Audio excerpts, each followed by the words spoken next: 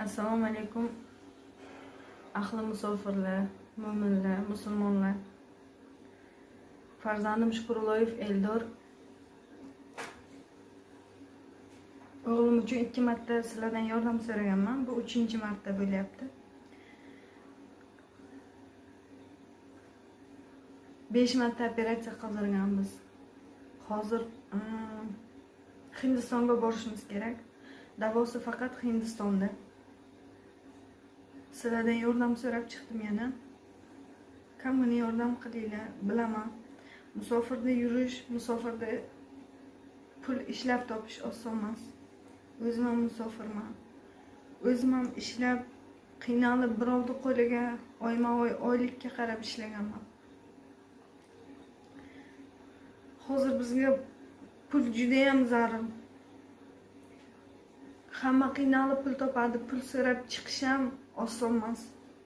Lekin o'g'lim hayoti uchun majburman. Sog'ayib ketishini xohlaymiz.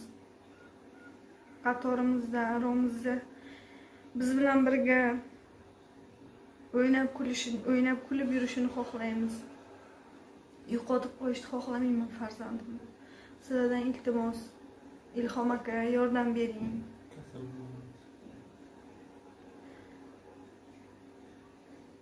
Hammalaringdan yordam so'rayman. Iltimos qilaman. Yig'lab, yolg'ondan yig'i qilib, Xudoga shak keltirishni xohlamayman. Xudo bergan sinov bo'lgan. Peshonamizda nima bo'lsa shuni ko'ramiz, lekin shu uchun o'zimiz harakat qilishimiz kerak. Peshonamizga yozilgani bo'ladi deb kutib o'tirishdan foyda yo'q.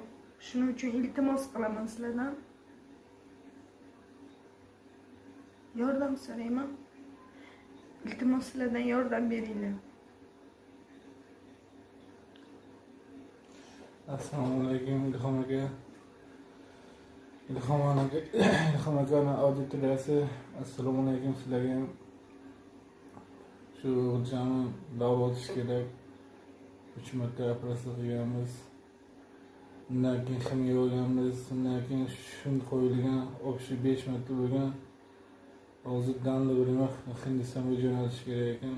Hindistonda shu davosi bo'lyapti. O'g'lim soppa-sog' yuradi, hozir oyoqlari ham quvvati yo'q, yurolmayapti. Kalaskada hozir. Shunga iltimoslardan yordam qilinglar. Ilhom aka, sizga ham katta rahmat.